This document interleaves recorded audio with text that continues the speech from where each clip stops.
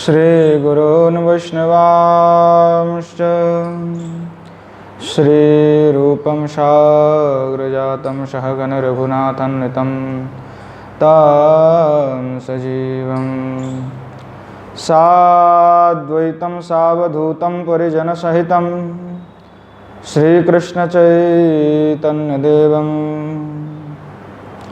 श्रीराधाकृष्णपादं सहगण ललिता श्री विशाखान्वितश्च आजानुलम्बितभुजौ कनकावदातौ संकीर्तनैकवितरौ कमलायताक्षौ विश्वम्भरौ द्विजभरौ युगधर्मपालौ वन्दे जगत्प्रियकरौ करुणावतारौ पञ्चतत्त्वात्मकं कृष्णं भक्तरूपस्वरूपकं भक्तावतारं भक्ताख्यं नमामि भक्तशक्तिकम् गौररामसमारम्भाम् ऐश्वर्याणां च मध्यमाम् अस्मदाचार्यपर्यन्तं वन्दे गुरुपरम्पराम् अस्ति स्वस्तुरुणी कराग्रविगलत्कल्पप्रसूनाप्लुतं वस्तु प्रस्तुतवेणुनादलहरी निर्वाणनिर्व्याकुलं स्रस्तस्रस्तनिबद्धनिविलसद् गोपीसहस्रावृतं हस्तन्यास्तनतापवर्गमखिल द्वारं किशोराकृति वंशी विभूषितकरान्नवनीरदाभात् पीताम्बरधरोनबिम्बफलाधरोष्ठात् पूर्णेन्दुसुन्दरमुखादरविन्दनेत्रात् कृष्णात् परं किमपि तत्त्वमहं न जाने। राधा करावचितपल्लववल्लरी के राधा पदाङ्कविलसन् मधुरास्थली के राधा यशोमुखरमत्तखगावली के राधा विहार विपिने रमतां मनो में। राधे वृंदावनाधीशे करुणामृतवाहिनी कृपया निजपादाब्ज दास्यमह्यं प्रदीयताम्। श्रीमद्भागवतं नौमि यस्यैकस्य प्रसादतः अज्ञातानपि जानाति सर्वगमानपि वृषारूढममाकन्तं सोममेशं सदाशिवं हरिनामरसन्मत्तं नौमि गोपीश्वरं हरं। श्रीरूपं साग्रजं वन्दे रघुनाथं कृपामयं श्रीजीवं भट्टजुगं च सज्जनसुखदायकम्। येषां सहजस्निग्धानां पादरेणुमभीक्ष्णसा सर्वविघ्नविनाशाय शिरसा धारयाम्यहम्। नारायणं नमस्कृत्य नरं चैव नरोत्तमं देवीं सरस्वतीं व्यासं ततो जयमुदीरये। वृन्दायै तुलसीदेव्यै प्रियायै केशवस्य च कृष्णभक्तिप्रदे देवी सत्यवती नमो नमः। वाञ्छाकल्पतरुभ्यश्च कृपा सिन्धुभ्यैव च पतितानां पावनेभ्यो वैष्णवेभ्यो नमो नमः। हरे कृष्ण कृष्ण कृष्ण हरे हरे हरे राम राम राम हरे हरे। श्रीमन महाप्रभु की जय। श्री युगल सरकार की जय। श्री गिरिंद्र बिहारी भगवान की जय। श्रीमन महाप्रभु के कृपा कटाक्ष से, यहाँ उनकी कृपा से यहाँ नित्य हम सभी जो है राधा रस का पान कर रहे हैं। यहाँ श्रीमती किशोरी जी की विषय पे आस्वादन हो रहा है और किस प्रकार से वह गोपी स्वरूप गोपी भाव का कैसे अपने हृदय पे धारण करें। अनन्यता क्या होना चाहिए। पिछले दिन आस्वादन हम कर रहे थे कि शरण किसकी लेने चाहिए। अगर शरणागति किसकी का लेना है तो यह पूर्व दिन ही निर्णय हुआ है कि किशोरी जी का ही शरण लेना है, क्योंकि उनसे बड़ा कोई दयालु नहीं है। ठाकुर जी के पास उतने समय नहीं कि वो सुन ले आपकी बात। किशोरी जी सुनते हैं, वे सुनती हैं। आप रोएंगी, अगर हर्ष है, विषाद है, दुख है, कुछ बोलना भी है तो किशोरी जी को बोलिए। किशोरी जी सुनती हैं, कोई दूसरा नहीं सुनते। इसलिए जो भी निवेदन है वह किशोरी जी की श्री चरण में ही करना चाहिए, क्योंकि जिस प्रकार से दारू यंत्रवत खेलने को जो काष्ठ के काठपुतली होते हैं, उस पुतली को चलाने के लिए जो सूत्रधार होते हैं, उसी प्रकार श्री भगवान को श्रीमती किशोरी जी नचाती हैं। इसीलिए श्रीमती किशोरी जी का श्री चरण का रज भी मिल जाए तो जीवन जो है कृतकृत्य हो जाता है। क्योंकि यो ब्रह्म सुख नारद भीष्म इत्यादि को जो सौभाग्य प्राप्त नहीं है, वह श्रीमती किशोरी जी की चरण रज को भी सौभाग्य प्राप्ति है। उनका चरण का रज का ही केवल प्राप्ति मात्र हो जाए तो ही सब कुछ संभव हो जाता है। क्योंकि वह श्री प्रभानंद सरस्वती बात कहते हैं कि वह श्रीमती किशोरी जी कैसे हैं कि श्रीमती किशोरी जी के करकमल से चुने गए कमलों जो पत्ते हैं वह कैसे हैं, कैसे लताव है, कैसे धारण करते कि राधा कराव चितपल लबबल्लरी के, राधा पदांक विलसन मधुरस्थली के, राधा यशमुख रमत खगावली के, कि यहाँ श्रीमती किशोरी जी का यशोगान हो रहा है कि श्रीमती किशोरी जी के लिए जिन लताओं से कमल चुने गए हैं, वह उनका कितना सौभाग्य है कि वह जो कमल है वह श्रीमती किशोरी जी के श्री चरण में पड़ेगा। तो वहाँ जो लताओं है उनकी कितनी सौभाग्य है कि ऐसे मनहार स्थान, मनहार स्थल पे भी वह जा सके। यहाँ श्री राधा चरण कमल के चिन्हों से सौभाग्य संपन्न जो मनहार स्थल वाले और श्री राधा के यशोगान से चहचहाते मत्त पक्षियों के समूह वाले श्री राधा के ऐसे विहरवन श्री वृंदावन है।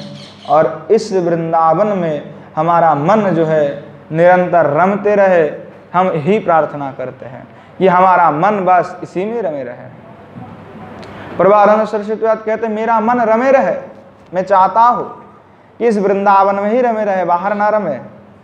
अर्थात श्री राधा विहिर बिहार के जो विपिन स्थली है ब्रजधाम, अर्थात श्री कृष्णचंद्र और राधा रानी जहाँ विराजमान रहते हैं निरंतर, वही वृंदावन क्या है तो आनंद सिंधु अर्थात आनंद सुधा सिंधु के एक चिन्मय मणिद्वीप है। यहाँ मणि का द्वीप बताया गया है कि यह मणिद्वीप की भांति है। यह भावुकों ने यह कहा कि पूर्ण अनुराग के रससागर के एक सरोवर में मानो एक कमल उत्पन्न हुआ है। क्योंकि पूर्व दिन में हमने यही बात ही कहे थे कि यहाँ जो कमल है तो वहाँ जो सरोवर है वहाँ पे ना तो पंख है, ना यहाँ पे कांकड़ है, ना मिट्टी है ना, जो खराब मिट्टी जिसको कीचड़, ऐसा नहीं है वहाँ पे। वहाँ तो एकदम विशुद्ध निष्कलंक है, निर्मल है।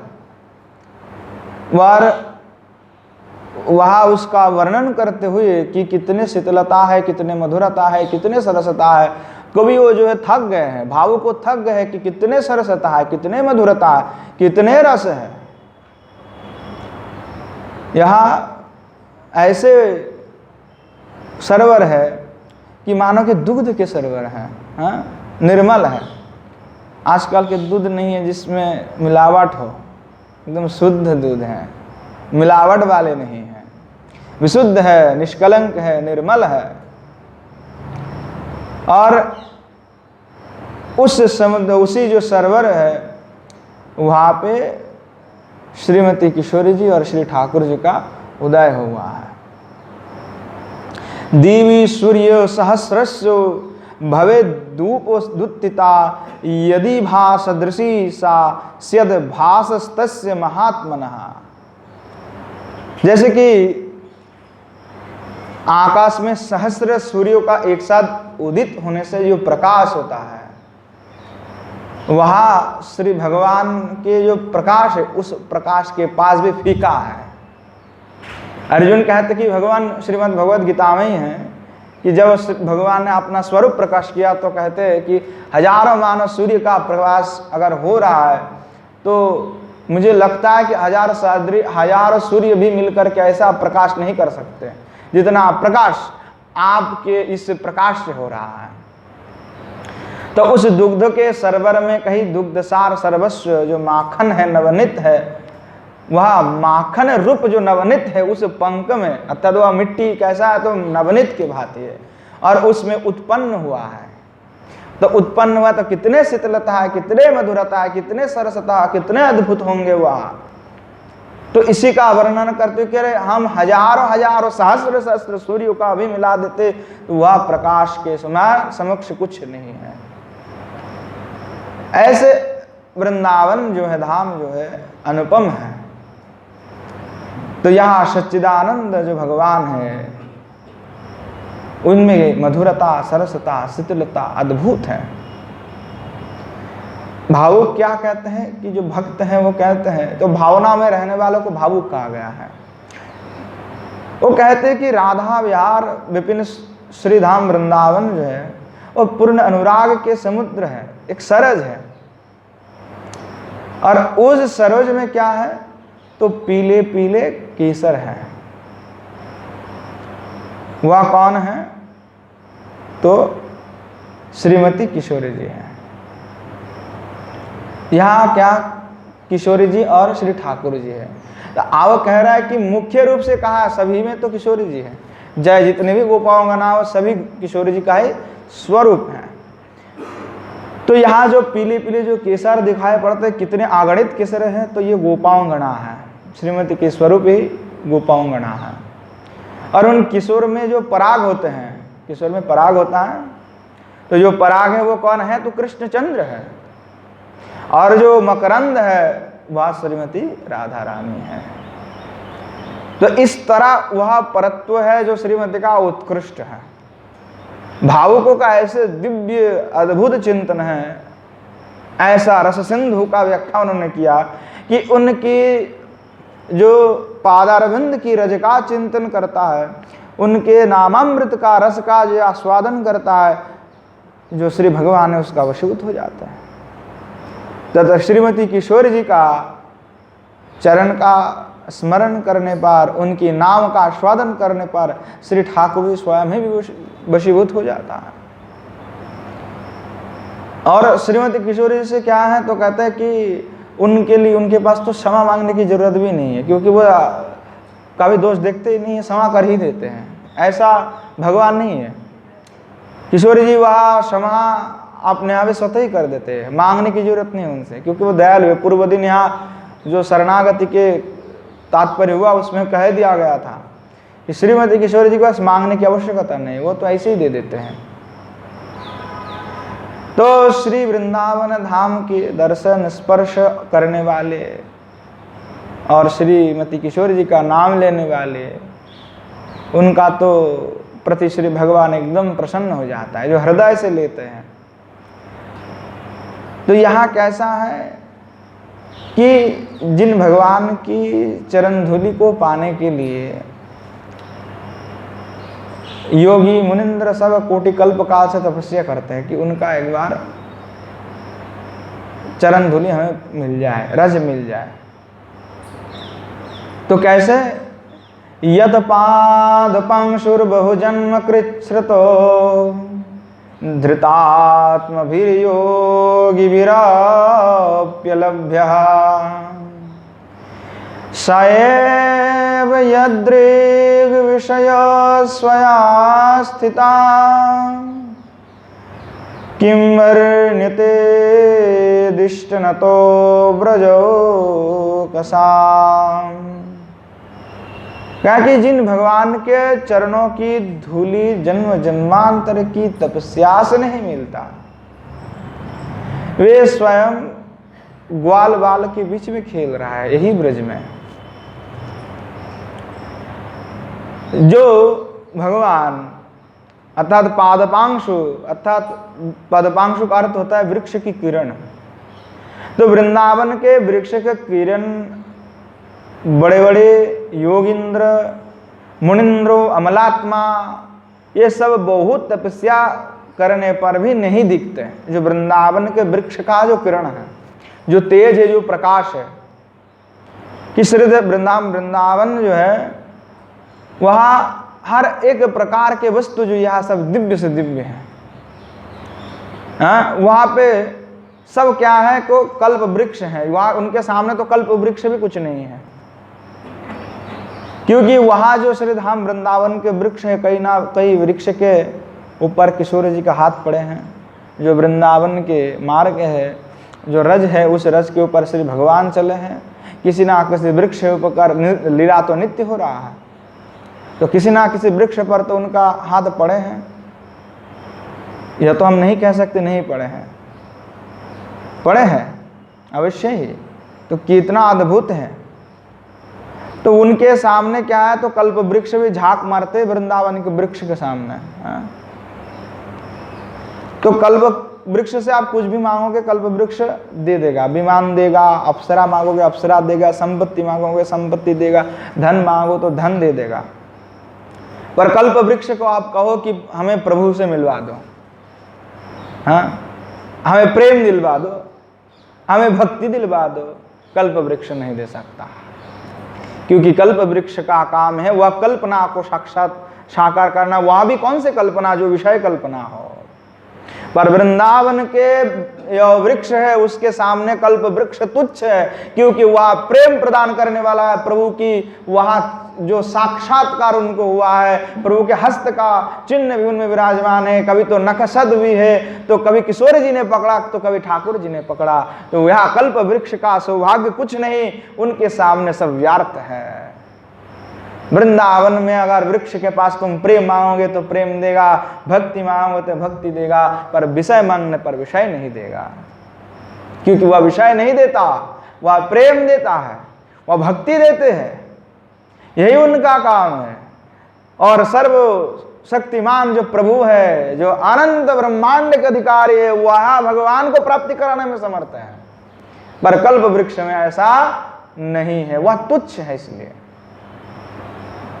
उनमें चमत्कार नहीं। तो वृंदावन के जो धेनु हैं, जो कामधेनु कहते हैं हम लोग, कामधेनु सब कामनाओं को पूर्ण कर देता है, पर वह प्रभु का भक्ति नहीं दे सकता।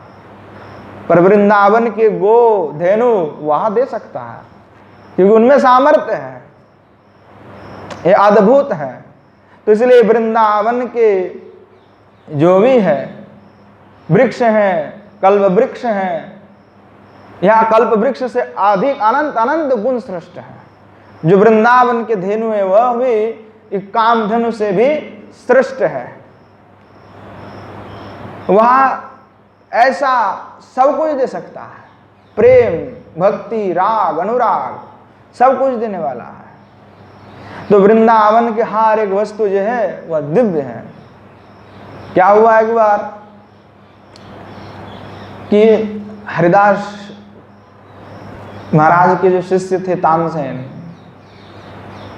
वहां जब गाना गाए तो दीपक प्रज्वलित हो गए थे। तो बादशाह ने उनको पूछा, बादशाह के सभा में उन्होंने गाना गाया तो दीपक जो राग है उस दीपक राग को गाया तो दीपक प्रज्वलित हो गया। तो बादशाह ने कहा कि तानसेन तुम्हारे समान और कोई गायक है, गंधर्व है क्या?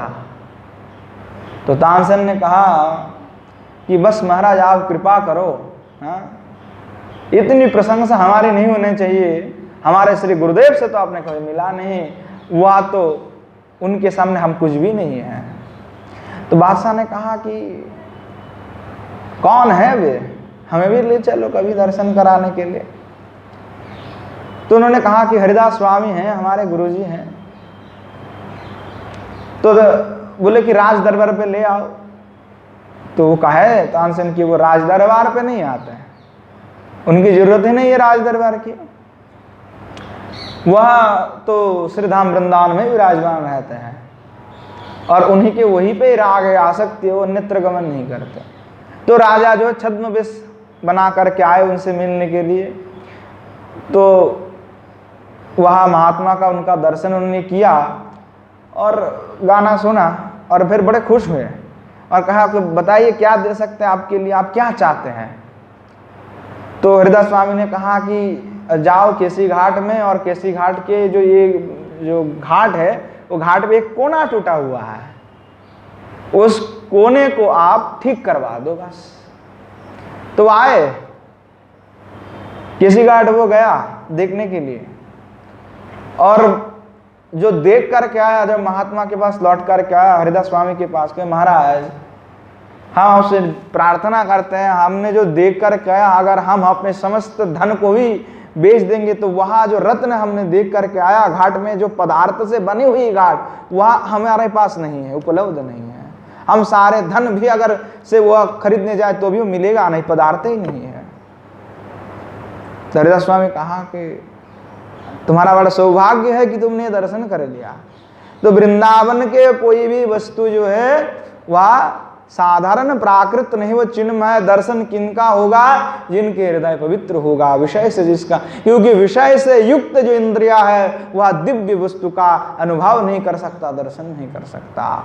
जब विषय से अपना मन छुड़ जाएगा तो वह विषय जो है दिव्य होकर के अपने सामने प्रकट हो जाएगा, क्योंकि हमारा मन जो है विषय से लगाव है, इसीलिए विषय ही हमको दिखता है।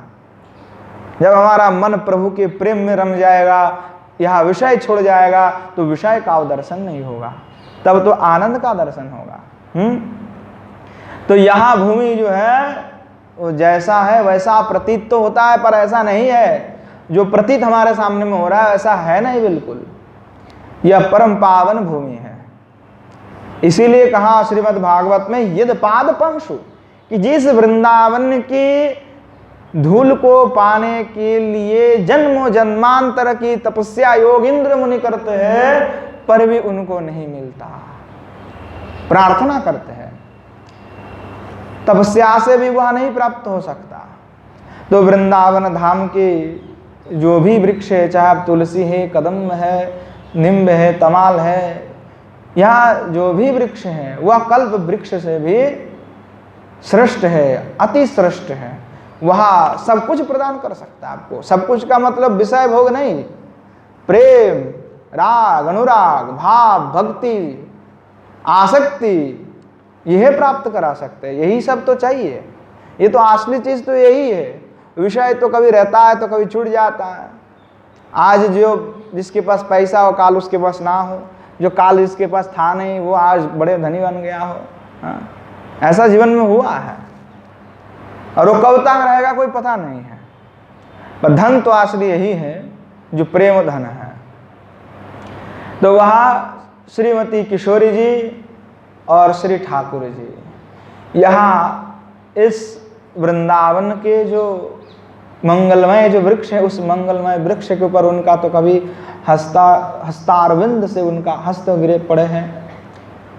इसी तरह जो वृक्ष है, गुल्म है, लता है, तरु है, वह भगवान श्री श्याम सुंदर के हो सकता है कि नख स्पर्श भी उनका हुआ है। जिस प्रकार से श्री गोपांगना को श्री भगवान नखशद करते हैं, उसी प्रकार इन वृक्ष में भी श्री श्याम सुंदर के नखशद भी हैं। तो आया नख स्पर्श से श्री वृक्ष कैसे हुए, तो रोमांचित हो गया है? रोमांच कंटकित, रोमांच कंटकित का अर्थ है कि रोमांच भी हुई, लज्जित भी हुए। तो यहाँ विराजमान है ब्रज में केवल। इसी तरह श्री राधा कृष्ण के कर के स्पर्श से भी तरु गुल्म लता जो भी ब्रज में है वह सब धन्य हुए, भूमि भी धन्य हुए, उनकी चरण की स्पर्श से वह चरण धूल भी जो है वह पवित्र हो गया है। तो ऐसा और कहीं पे भी नहीं है। इसीलिए कहते हैं कि जिन राधा रानी के पदारविंद के लिए कृष्ण भी लालायित हैं, श्रीमती किशोरी जी की चरणारविंद को पाने के लिए श्री भगवान कृष्ण भी लालायित हैं।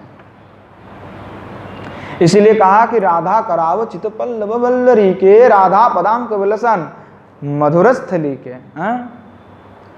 याधा यशु मुखु रमत्व खगावली के, राधा विहार विपिली रमताम मिनो में। तो इन्हीं जो श्री भगवान जो उनके चरण की प्राप्ति के लिए लालायित थे और श्रीमती किशोरी जी के हस्त से स्पर्शित जो वृक्ष होंगे वह कितने सौभाग्यवान है। तो जयदेव दूसरी भावना से वह भी कवि है जयदेव गोस्वामी, तो वहाँ उनके मत में वो कहते हैं कि श्री भगवान कृष्ण तो राधा रानी के ये उदार पाद पद्म है।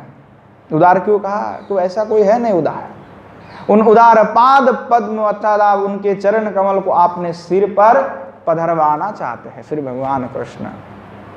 और इसलिए क्या कहते हैं? स्मरगर खंडनम मम शिरसि मंडनम देहि पद पल्लव मुदारम ज्वालती मयि दारुण मदन कदनारुण हरतु तदुपाहित विकारम। और गीत गोविंद होगा कभी तो आनंद आ जाता है। गीत गोविंद के जैसा और एक काव्य भी है, पीत वसनम, गजब का लिखे हुए कवि। ऐसे जयदेव गोस्वामी के ही तरह श्लोक लिखे और दिव्य दिव्य श्लोक लिखे हैं। प्रभुपाद सरस्वती पाद के संगीत माधव, क्या ग्रंथ है, गजब का ग्रंथ है। आनंद आ जाता है, हृदय जो है स्फुरित हो जाता है। प्रभुपाद सरस्वती पाद ने राधा रस सुधानिधि लिखा, गीत गोविंद के ऊपर टीका लिखे। गीत गोविंद के ऊपर उनके जो टीका है, क्या गजब का टीका है, आनंद आ जाएगा। और फिर उन्होंने क्या किया, गीत गोविंद का ध्यान करने के बाद उनको लगा कि हमें कुछ करना चाहिए, तो उन्होंने संगीत माधव लिख दिए। अद्भुत अद्भुत श्लोक है। और रूप गोस्वामी पाद ने क्या लिखा? विरुदावली। पृथ्वी में कोई लिखा ही नहीं था, पहले कोई कवि अभी नहीं लिखा कि विरुदावली क्या होता है, किसी को पता ही नहीं है। पहले कभी दर्शन ही नहीं है विरुदावली का। वह विरुद्ध मतलब विशेष पूर्वक रोदन करने वाला जो काव्य है। तो ऐसे तो श्री गोविंद गोस्वामी भी लिखे हैं, उनका है आपका गोविंद के ऊपर ही लिखे हुए, राधा के रानी के ऊपर ही लिखे हुए, गौड़ीय का आचार्य हैं, तो उन्होंने भी बहुत सुंदर ग्रंथ लिखे हैं जिन पर ऐसे व्याख्यान हैं। गोविंद रति मंजरी, उन पर भी ऐसे दिव्य श्लोक का वर्णन है। तो यह जयदेव गोस्वामी का कहना है कि श्री भगवान तो चाहते हैं कि देही देही, अरे किशोरी जी, हे राधे, मम शिरसि उदारम चरण लक्षण मत पल्लवम पदम पल्लव इव स्त्रीहित्य कोमल शैला इत्यादि ना मंडनम इव ध्येय आरोपयो। कि वो कहते हैं कि देही देही, हे राधे, मेरे सिर के ऊपर आपकी यह जो उदार चरण है, वह श्री चरण को मैं आपने मस्तक पे धारण करना चाहता हूँ, मुझे तो इतना सौभाग्य दे दीजिए। तो सर्वेश्वर जो भगवान है, हाँ, जो सर्वलोक के पालक है, वो कहते हैं किशोरी जी से आपकी चरणार वृंद को मेरे मस्तक पर रखिए, आपकी उदार पाद पल्लव का मैं स्पर्श करना चाहता हूँ, मैं धन्य हो जाऊं, मैं धन्य हो जाऊं, मैं कृतकृत्य हो जाऊं। किम भूतो पद पल्लवजम स्मरवर खंडनम काम विष ताप शमनम। वह आपकी यह धारण करने से वह सब कुछ नष्ट हो जाएगा मेरा। मई विषय दारुण मदनस्य यत् कदनम तेन मदन करुणा जनित तापेन उपहितम विकारम आरोपितम विकृतिम संताप हरतु। कि मदन से उत्पन्न हुए जो विकार है वह तो आपकी श्री चरणार वृंद की हमारे सिर पर रखने पर ही वह समस्त कुछ नष्ट हो सकता है, नहीं तो वह ताप से तो मैं सहन ही नहीं कर सकता हूं। तो वह श्रीमती किशोरी जी की चरण को जो आपने मस्तक पे धारण करना चाहते हो, सर्वेश्वर प्रभु है, तो वह किशोरी से कितने वशीभूत है, तो वह किशोरी जी का स्वभाव कितने हैं, कैसे दिव्य है वो। एक बार क्या हुआ, इसीलिए कहा कि महानुभाव, कोई महानुभाव कहा कि अनाराध्य राधा पदम भोज युग्मो मनासव्य वृंदा टविम तत्पदांकम असंभाष्य तद्भाव गंभीर चित्ताम कथम श्याम सिंधु रहस्य बगाव। कौन लिखा? जीव गोस्वामी पाद। एक बार क्या हुआ था कि गलधार भट्ट जो है वो कावेरी के तट पे रहते थे। हाँ, तो कावेरी के तट पे जब वे रहते थे तो कोई यात्री जो है वृंदावन से कोई यात्री है वह कावेरी तट पे गए हैं। तो कावेरी तट पे जब वे गए तो गदाधर भट्ट के साथ उनका देखा हुआ। गदाधर भट्ट ने देखा कि कोई वृंदावन से यात्री आ रहे हैं, तो वह यात्री को देख करके उन्होंने एक लिख के भेज दिया कि ये जाकर के जीव गोस्वामी जो है ब्रज में उनको जाकर के दे देना। तो जीव गोस्वामी को क्या लिखते हैं अपने पद में, लिखते सखी हो श्याम रंग रांगे, सखी हो श्याम रंग रंगी। कहते अरे सखी मैं तो श्याम रंग में रंगी हुई हूँ। अरे जीव गोस्वामी बात को लिख रहे हैं गदाधर भट्टो जी की सखी, संबोधन क्या है कि सखी। मैं जीव गोस्वामी नहीं लिखे कि गोस्वामी जी मेरे रंग में रंगे, नहीं, ऐसा नहीं, सखी जीव गोस्वामी को संबोधन कर रहे हैं। देखी विकायो गयो वह मूर्ति, मूर्ति सुरती माही पागी। और कहे कि देखिए जीव गोस्वामी बात को लिखे कि देखो मैं तो यहीं पे बैठ बैठ करके जो है श्याम की रंग में रंग गई हो। हाँ? और एक हूँ तो आपन सोए रहो रस खोए। बोले कि अरे मेरा तो अपना सब चैन वैन सब गया, मैं तो उनमें ही खो गया, मेरा क्या कसूर। हाँ, वह उनमें तो मैं डूब ही गया, सब कुछ मेरा हृदय सब कुछ। और बड़े लंबे पंक्ति है, मैं सब पूरा नहीं कर रहा हूँ। तो वो कहे ऐसा लिख करके भेजे कि अरे उनके पदारबंद में मेरा मन जो है लग गया है, मैं जागता हूँ कि जागू आगे दृष्टि परो, कि मैं जागू तभी मुझे अभी देखता हूँ तो उनको ही दिखाई पड़ता है। हाँ, वो कहीं तो मैं देखूँ तो उनको दिखाई पड़ता है, मैं सोता हूँ तो उनको दिखाई पड़ता है, यह सब कुछ होता रह रहा है मेरे साथ, मैं क्या करूँ। तो जीव गोस्वामी पाद वो उत्तर देते हैं, कहते हैं इनको उत्तर तो देना चाहिए। तो जीव गोस्वामी पाद लिखते हैं कि अनाराध्य प्राधा पदाम्भोज युग्म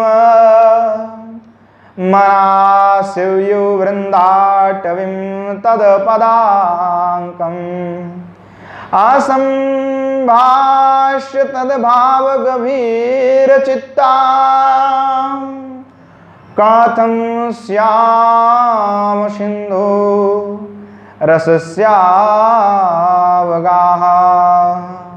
तो जीव गोस्वामी बात कहते हैं अनाराध्य राधा, कहते कि राधा रानी की मंगलमय पादार वृंद जुगल की आराधना बिना किए, उनकी चरणार वृंद से सवलंकृत वृंदाटवी में निवास ना किए हुए, राधा रानी भाव में भावित धामनिष्ठ भक्त से बिना भाषण किए हुए श्याम सुंदर की रस का आवागमन कैसे आपने कर लिया? हाँ, जीव गोस्वामी कहते कि जो राधा का आपने आराधना ही नहीं किया तो आप कौन से श्याम सुंदर में रम गए? हमें यह तो बताए कि राधा के अनाराध्य की राधा का आराधना आपने नहीं किया, ना मनासद्य वृंदाटविम तद पाद पंकम, जो वृंदावन की धूली को पाने के लिए सब बड़े बड़े तपस्वी मुनि सब विलक्त है कि हमें भी मौका मिल जाए, और आप वहां इसका सेवा भी नहीं किए। असंभस्य तद भावो गंभीर चित्तम, ऐसे राधा भाव में भावित हुई भावुकों से आपने कभी संभाषण नहीं किया। और कैसे कथम श्याम सुंदर, श्याम सिंधु, आप कहते हैं कि श्याम सुंदर के रस समुद्र में आपका अवगाहन हो गया, कैसे हो गया? कैसे? आप ऐसे संभव ही नहीं है। तो आपको जो श्याम सुंदर मिला है वो कोई दूसरा श्याम सुंदर होगा। ये श्याम सुंदर तो राधा के वशीभूत है, राधा के बिना तो संभव ही नहीं कि उसका रस में कोई रसिक हो जाए। युगल बिना कहा श्याम सुंदर? ऐसा अद्भुत कह करके जीव गोस्वामी पाद ने भेजा। तो बाद में उनको लगा कि सही बात कह रहे हैं, फिर तो वह किशोर जी के बड़े ही दिव्य भक्त बन गए।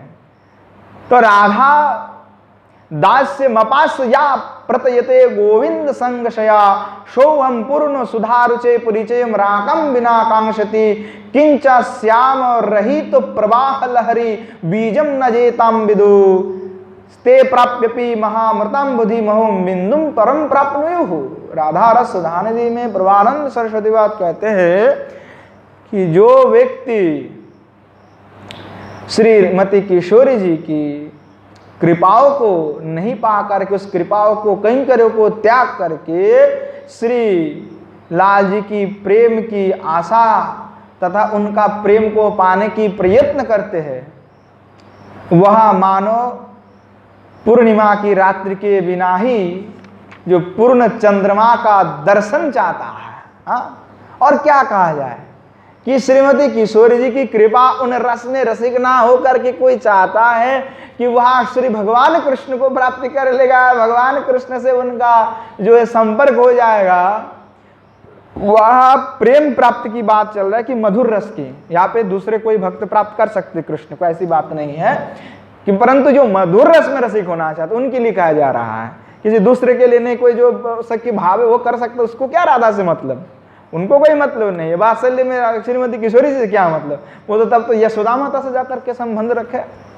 हाँ? पर वहां विशेष बात है कि जो श्री भगवान को चाहते हैं मधुर भाव में, उस भाव में, तो श्रीमती किशोरी जी की जो रस सिंधु में अवगाहन करना चाहते हैं, रस में रसिक होना चाहता है, मधुर रस की जिनको चाहत है, जो प्राप्ति होना चाहता है, वैसे जो साधक, वैसे जो चाहने वाले हैं, वहां अगर किशोर जी की कैंकर्यों को छोड़ करके चाहता है कि मुझे श्री ठाकुर जी की प्रेम मिल जाए और उसके लिए वो प्रयत्न करता है, तो कहते हैं आचार्यपाद, वह मानह कैसे है कि अमावस्या की जो रात्रि है उसमें जाकर के चंद्रमा का दर्शन की प्रयत्न कर रहा है।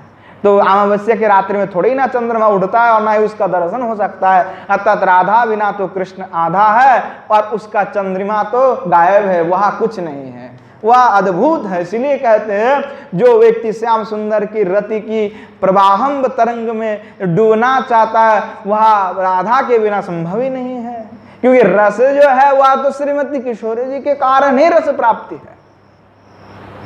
तो श्रीमती किशोरी जी को जो नहीं जानती उसमें वहां कुछ नहीं डुबकी लगा सकता कि यह विशाल अमृत सागर को पाकर भी खेद है कि वह केवल एक बूंद ही केवल मात्र प्राप्त कर पाए।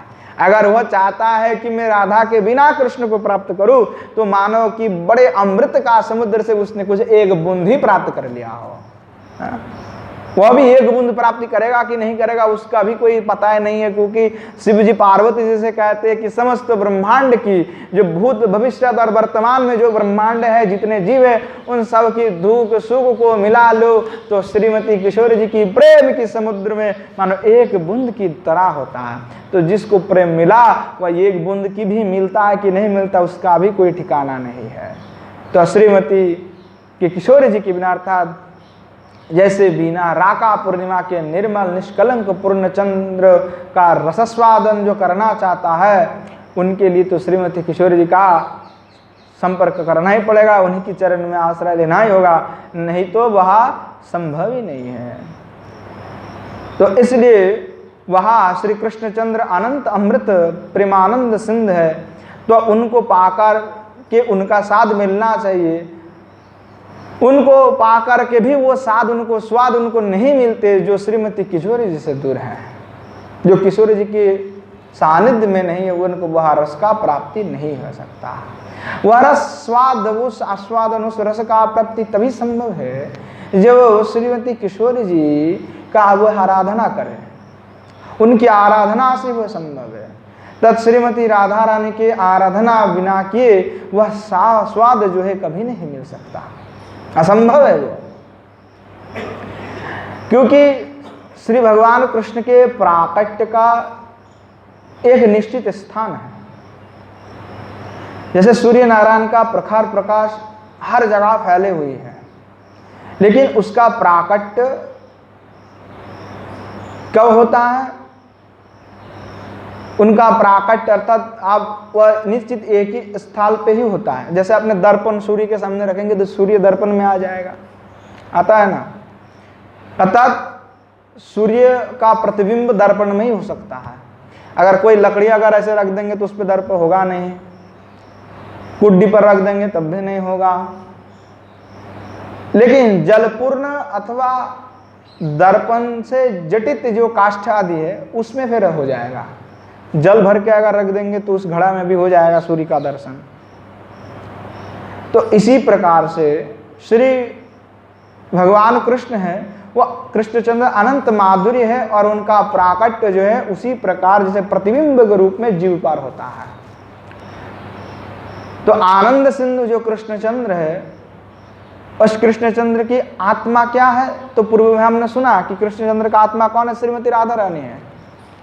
कि श्री भगवान स्वयं कहते हैं मेरा आत्मा तो आप ही हैं, तो राधा रानी ही उनका आत्मा है।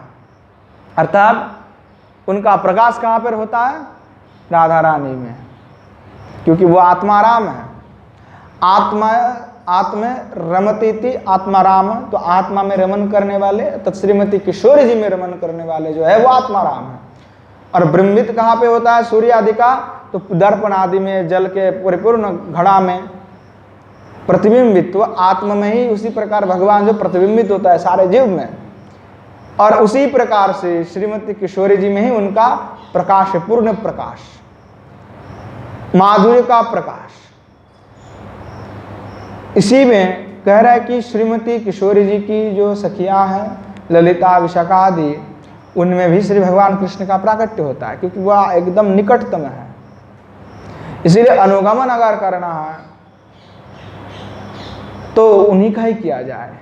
श्रीमती किशोरी जी और उनके अंश के बिना श्याम सुंदर का प्राकट्य कहीं पर भी संभव नहीं है। अर्थात जो मधुर रस की बात चल रहा है, तो मधुर जो कृष्ण है जो द्विभुज मृग, उनका प्राकट्य कहीं पे भी संभव ही नहीं है, हो नहीं सकता कहीं पे संभव। यह अति अद्भुत है। तो इसलिए वह श्रीमती किशोरी जी का प्राकट्य जो है वह श्री भगवान ही प्रकाट्य का कारण है, और श्री भगवान का प्राकट्य श्री किशोरी जी में है। नारदीय पुराण में एक बात आता है कि एक बार नारद जी जो है वो तपस्या करने लगे। और नारद जी का जहाँ पे विस्तार प्रसंग हो, नारद जी तो वैसे ही जाने आने वाले पहचाने वाले मुनि हैं, पहुँचाने वाले मुनि हैं। तो नारद जी जो है एक बार तपस्या करने लगे, तो वह भगवान का दर्शन करना चाहते थे।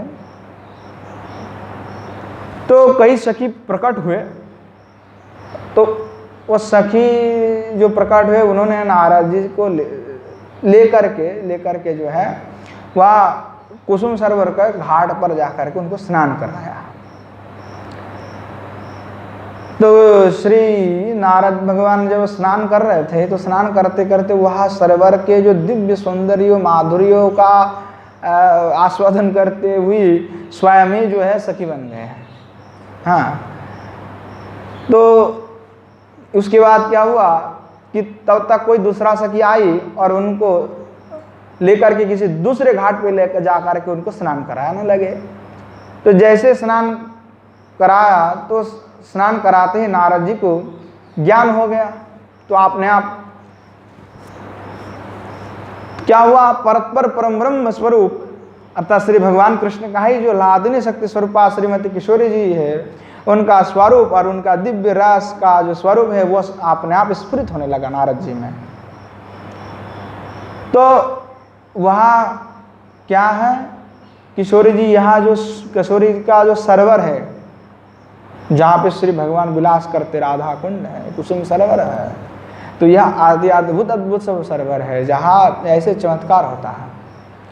तो निम्बार्क संप्रदाय में सिद्धांत है, निम्बार्क संप्रदाय के ग्रंथ है राधा रहस्य करके, तो यहाँ पे नारद जी 4 सखियों के रूप में विराजमान है किशोरी जी के पास में।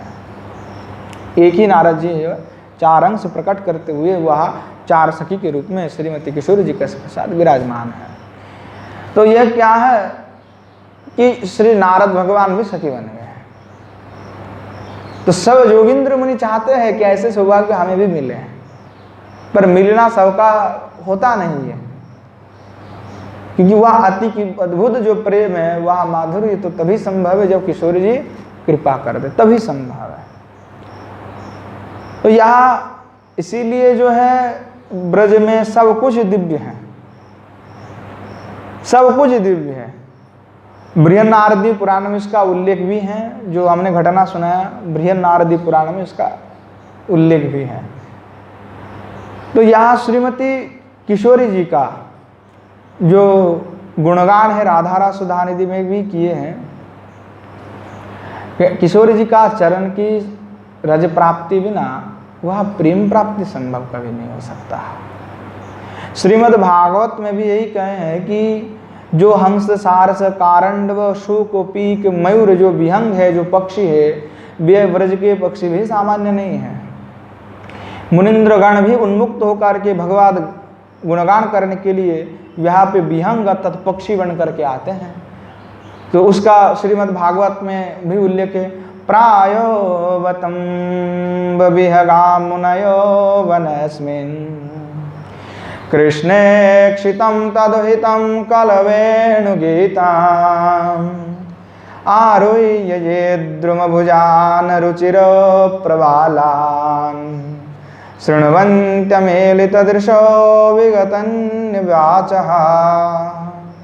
वेणुगीत का श्लोक है। तो वेणुगीत में है यह वृंदावन में जो विहंग पक्षी दिखाई पड़ते हैं कौन है, तो ये कहते हंस है, परमांश है।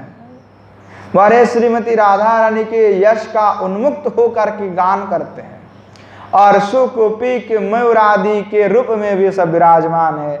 और श्री राधा रानी का ऐसे यश ही है वह मौन को भी मुखर बना देता है। कुछ लोग एकांत में जो है मौन व्रत धारण करके निवास करते हैं, है ना, परोपकार में प्रवृत्त नहीं होते हैं, मौन धारण करके उस अनंत अखंड ब्रह्मांड के चिंतन में रमे रहते हैं कि प्रायण देव मुनयो सविमुक्त कामा मौनम चरंत विजनेन परार्थ निष्ठा। भागवत का एक वाक्य है कि वह परोपकार के लिए प्रवृत्त नहीं होते हैं। नहीं तो श्लोक इसलिए कहा, नहीं तो कई लोग असंतुष्ट हो जाएंगे, कैसे मौन लोग परोपकार नहीं करते। परोपकार करना अच्छा है, ठीक है, पर वह कर्म क्या करते हैं कि प्रायण देव मुनः सविमुक्ति कामा मौनम चरंत विजनेन परार्थ निष्ठा। वह कैसे, अन्य वाचो विमुंचयो, मुंडक उपनिषद एक ही वाक्य है, उपनिषद श्रुति का ही भागवत में कहा गया है। आमृतस्यैव सेतुः अथवा अम इत्येवं ध्यायञ्च आत्मनम। तो वेद का क्या कहना है कि भगवान मंगल स्वरूप का चिंतन करो, अन्य प्रकार के जो भी चिंतन है उसका त्याग कर दो। अर्थात व्यर्थ का चिंतन भाषण मत करो, मन वाणी का दुरुपयोग मत किया करो, भगवान नाम का एकमात्र अनुसंधान करो। अर्थात जो परार्थ निष्ठा छोड़ करके निर्जल स्थल में जो निवास करते हैं वे इस ब्रज में आकर के मुखर हो जाता है, कहने लगते राधा राधा जब करने लगते हैं, राधा रानी के यश में वो उन्मत्त हो जाता है, मुखर हो जाता है, मौन से विरक्त हो करके मौन भी या श्रीमती राधा रानी के मंगलमय यश की गान करते हैं, जो मौन मुनि हैं। तो यहाँ सब कुछ अद्भुत है, मयूर नृत्य करते हैं, पर वह राधा रानी को आनंद करने के लिए।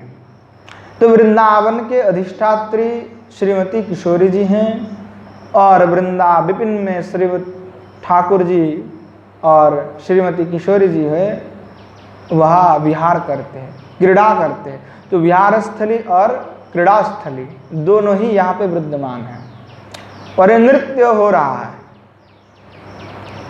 तो वहाँ श्रीमती किशोरी जी का ऐसा महात्म्य उनकी बिना तो कुछ संभव ही नहीं है। इसलिए कहा कि श्री भगवान भी जो है वह श्रीमती किशोरी जी की चरणार वृंद का रज को धारण करना चाहता है, या तो वह जो है स्वयं उनका मस्तक पे श्रीमती किशोरी जी का चरण को रखना चाहते हैं। तो कहते कि देखो श्रीमती किशोरी जी कैसे हैं कि यश्या कदापि वसनांचल खेल नत्तो धन्याति धन्य पवनेन कृतार्थमानि योगींद्र दुर्गम गतिर मधुसूदन योपी तस्या नमस्तु वृषभान भूदशोपी। कि जिनकी कभी बसनांचल के खेलने से, जो बसन के अंचल होता है, आंचल होता है माताओं का, तो बसन अंचल खेलने से उठी हुई धन्य, जो अति धन्य पवन के लगने से योगींद्र के लिए जो दुर्गम गति मधुसूदन है, वहां भी आपने आप को कृतार्थ मानने लगे हैं कि श्रीमती किशोरी जी का आंचल उड़ा, उससे उत्पन्न हुई जो हवा है, जो वायु है, उस वायु का स्पर्श पाकर के मधुसूदन जो भगवान कृष्ण है वह भी स्वयं को जो है कृतार्थ मानने लगे कि मेरा तो जीवन ही धन्य हो गया, मैं तो कृतार्थ हो गया है। तो ऐसे श्रीमती किशोरी जी जिन निकुंजेश्वरी राधा रानी की वसनांचल खेलने से उत्थक जो पवन है उनके द्वारा जो दुर्गम गति जो मधुसूदन है, अर्थात जिनको पा नहीं सकते सभी, वह भगवान भी जो है आज एकदम आनंदित हो गया, अपने आप को कृतकृत मानने लगे। तो यहाँ कवियों का अलग अलग मत है कि कवियों ने कुछ इसी पंक्ति के ऊपर जो है कुछ अलग अलग उन्होंने दर्शन किया लीलाओं का और कहने लगे कि सुखासन स्थितो च किंचित लीला विषेनो तद ब्राह्मणम कौतुकत्वत् खेलनमेव। कि श्रीमती किशोरी जी तो सुखासन पर वो कभी बैठे थे तो वह कौतुक बस, जैसे कि माता है तो चंचला है तो कभी ऐसे होते ना कपड़ा, कभी ऐसे किए तो कौतुक वश तो खेलन किए, और आंचल जैसे खेलन किए तो आंचल से उत्पन्न हुई हवा है। तो वह जो है श्री जैसे हवा उन्होंने किया तो क्या होता है, हवा से क्या होता है, गंध जो है कभी दूर चले जाता है। तो श्रीमती किशोरी जी के शरीर में जो पद्मगंध है, तो कैसे पद्मगंध है, तो वह अनंत कोटि पद्मगंध है, ऐसे एक दो पद्म का कोई सुगंध नहीं है, अनंत कोटि।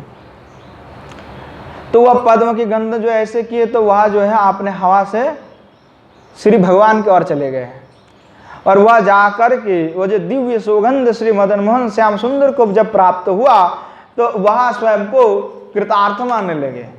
और किसी कवि ने तो ये कहा कि देखो किसी एक विशेष समय पर जो बसनांचल का खेलन होता है किसी विशेष समय पर, और कौन सा विशेष समय है वह उसी समय का निरूपण करते हैं कि सखिया जो है स्वयं जो है कि कदाप्य नियतो समये वक्त्री मनहिते भावगम्य नियत समये वा वसन प्रंतस्व खेलनम जादृकम इच्छम वा निजोद्देशकम कदापित्व नियतो कथनेन साधारण समयोप्य एवं तदुद्देश्य समय न तो किवाच्यम। जो राधा रसनादि की जो टीका है वो टीका में उल्लेख किए हैं कि सखियों जो है आपस में आंख मिचोनी कर रहे थे, है ना, तो आंख मिचुनी खेलती है, और इस आंख मिचुनी जो लीला है उसको कहते हैं कि निलयन लीला। तो निलयन जब लीला करते तो श्री जी जो है एकांत में छिपी हुई हैं। तो कुछ जो हम लोग कहते हैं कि छुपे हुए जो खेल होता है ना, छुप छुप करके रहने की, कि कोई एक जाएगा, हम 10 जा करके गुम हो जाएंगे, तुम बाद में हमको ढूंढो। तो श्रीमती किशोरी जी जो है, एक बार क्या हो कि श्री भगवान को ही जो है बना कि आपको आँख में पट्टी बांध देंगे, है ना, और हम सब जो है अभी छिप जाएंगे, तो छिप जाएंगे तो आप हमें ढूंढिएगा। तो श्री भगवान जो है, सखिया भी बड़े चतुर हैं, और भगवान तो वहाँ पे भगवानत्व तो भूल जाते, तो उनको साधारण मनुष्य नरवत लीला करते हैं। तो क्या हुआ कि जब सब छुप गए तो श्री जी भी एकांत में छुप गए। तो वहाँ क्या हुआ, श्री भगवान जो ढूंढते फिरते हैं, भाई कहाँ गए, सब मिल ही नहीं रहे किसी को। तो श्री जी का बड़ा कृपा हुआ उनके प्रति, जो श्री भगवान जो है अभी डोल रहा है और मिल भी ना रहा है, और क्या करेगा। तो इसलिए जो श्री किशोर जी ने जो अपना जो आंचल है उस आंचलन को ऐसे किया, और जैसे वह श्रीमती किशोरी जी का आंचल ऐसे संचालन किया, तो उस वसनांचल के संचलन से उत्पन्न हुई जो पवन है, वह पवन जो है धीरे धीरे वह पवन का जैसे थोड़ा सा हवा जो जोर पूर्वक हो जाता है, तो उस हवा से जो श्रीमती किशोरी जी का जो सुगंध है वह श्री भगवान कृष्ण के और चला गया, और उस गंध से पा करके श्री भगवान कृष्ण समझ गया कि इस और जो है किशोरी जी विद्यमान है, और श्री भगवान उस सुगंध को पा करके उस और जा करके श्रीमती किशोरी जी को जा करके पकड़ लिए। श्री ठाकुर जी महाराज की जय, श्री किशोरी जी की जय। तो ऐसे श्रीमती किशोरी जी भगवान के दुख को नहीं देख पाया, इसीलिए जो है अपना वसनांचल को वहां ऐसे कर दिया। तो श्री भगवान भी सोचने लगे मैं तो कृतकृत्य हो गया, कृतार्थ हो गया। और एक भी लीला का वर्णन किए कि वहां श्रीमती किशोरी जी जो है वहां श्री ठाकुर जी के साथ जो है क्रीड़ा कर रहे थे। तो वहां क्रीड़ा कर रहे थे, तो क्या हुआ, श्री भगवान जो है कभी कभी क्रीड़ा करते करते थक जाते हैं। जब थक जाते हैं तो पसीना जो है निकल के आते हैं।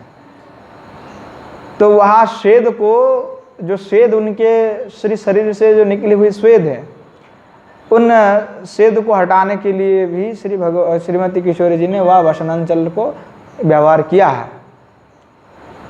श्रीमती किशोरी जी की जो मंगलमय जो श्री अंग की जो दिव्य सौगंध है, उस सौगंध से लुब्ध होकर के भ्रमर जो मंडली है उनकी ओर प्रभावित होता है, क्योंकि दिव्य सौगंध है, पद्म का सुगंध है, तो भ्रमर जो है उनके ओर भाग के आता है। वह स्वाभाविक गंध है, सौगंध है, ऐसा नहीं है, अद्भुत गंध है। जैसे कमल में स्वाभाविक होता है ऐसे स्वाभाविक नहीं है, वो अद्भुत गंध है, सौगंध है। तो उनको हटाने के लिए श्रीमती किशोरी जी की वह जब बैठती है सुखपूर्वक, तो कई मानो कि भौरा आकर के वह जो मधु पे वह आ जाता है। तो श्रीमती आपने उसको भगाने के लिए जो है कभी कभी अपना जो वसनांचल को जो है ऐसे करती है, तो उससे उत्पन्न हुई हवाएं जो है उसको पा करके श्री मधुसूदन जो भगवान है वह कृतकृत्य हो जाता है। हाँ? तो यह मधुसूदन जो दुर्गम है, सबके लिए सुलभ नहीं है। किसी कवि ने और भी इस लीला का विस्तार करते हुए कहा कि एक बार जो कुसुम सरोवर है, वह कुसुम सरोवर में जो श्री भगवान है वह श्रीमती किशोरी जी की श्रृंगार करने के लिए पुष्प का चयन कर रहे थे। हैं? तो पुष्प का चयन कर रहे हैं, और यहाँ जो है लोकोत्तर लीला है, लौकिक लीला है, क्योंकि नरवत लीला कर रहे हैं। और कहते हैं कि जो वहाँ ब्रह्मा, रुद्र, इंद्र, सबसे बड़े बड़े देवता आदि सब जो कहते हैं कि भगवान की थोड़ा सा सेवा कर लें, हमें मौका मिल जाए सेवा करने की। बड़े अमलात्मा, विमलात्मा सब चाहते हैं कि श्री भगवान का सेवा करें। वह उनके लिए विविध सामग्री सज्जित करके लेके भी आ जाता है। पर यहाँ श्रीमती किशोरी जी की श्रृंगार के लिए स्वयं जो परम ब्रह्म है, जो समस्त लोगों का निर्माता, वह श्री भगवान श्याम सुंदर जो है वह पुष्प चयन कर रहे हैं। और पुष्प चयन करते हुए क्या चिंतन कर रहे हैं श्री भगवान? वह पुष्प का चिंतन करते हुए श्री भगवान जो है श्रीमती किशोरी के श्री मुखारविंद का जो है वह चिंतन कर रहे हैं, मुखचंद्र का चिंतन कर रहे हैं। तो चिंतन करने करते क्या हुआ, वह एकदम किशोरी जी में ही लीन हो जाते हैं। और वह लीन जब हो जाए तो वह पुष्प सेवा को ही भूल गए। श्री भगवान जो पुष्प हम ले रहे थे वह भूल गए। तो उस समय श्री भगवान श्याम सुंदर के मुख चंद्र पर जो पसीना जब आया तो उस पसीने को देख करके श्रीमती किशोरी जी दूर से ही देख रहे थे। तो वह देख करके श्रीमती किशोरी जी जो है करुणाद्र हो करके वह वसनांचल को चालन करके वायु द्वारा उस जो श्रमजन्य जो स्वेद है, जो पसीना है, उसको दूर करने का प्रयास कर रहे थे। श्री ठाकुर जी को ऐसे हवा देने लगे वसनांचल से। तो ये जो अवस्था है, यह जो लीला है वो दुर्लभ है। साक्षात्कार जिनको होता है वह भी अनुभव गम्य विषय है। कैसे दिव्य लीला का साक्षात्कार भी कवियों को होता है, भावों को होता है।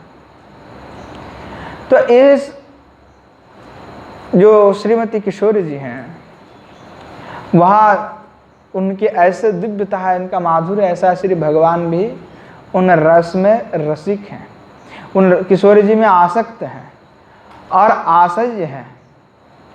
अर्थात श्रीमती किशोरी जी की सिवाय श्री भगवान तो और कुछ जानते तक भी नहीं है, उनमें ही उनका रमे रहते हैं। तो इसीलिए वह किशोरी जी का है शरण जो है सबसे लेना अतीव जरूरी है। उनके बिना तो कुछ संभव ही नहीं है। तो अनंत अनंत योगिंद्र मुनिंद अमलात्मा विमलात्मा ये सब क्या करते हैं कि श्री भगवान की सेवा करना चाहता है, परंतु वे श्री भगवान कृष्ण भी राधा रानी के प्रेम के गोचर नहीं, प्रेमाश्रय है। अतः वे श्री भगवान कृष्ण और राधा रानी से प्रेम करते हैं। इस प्रकार श्री भगवान केवल प्रेम गोचर ही नहीं, अपितु उन जैसा कोई प्रेमी भी नहीं है। श्रीमती किशोरी जी को वे प्रेम करते तो उन जैसा प्रेमी भी कोई नहीं है। तो अनंत जो ब्रह्मांड के रचयिता है तो वो श्री भगवान कृष्ण कैसा, तो अनन्य रसिक है। श्री भगवान कृष्णचंद्र है, परमानंद कंद है, तो अनन्य रसिक है भगवान।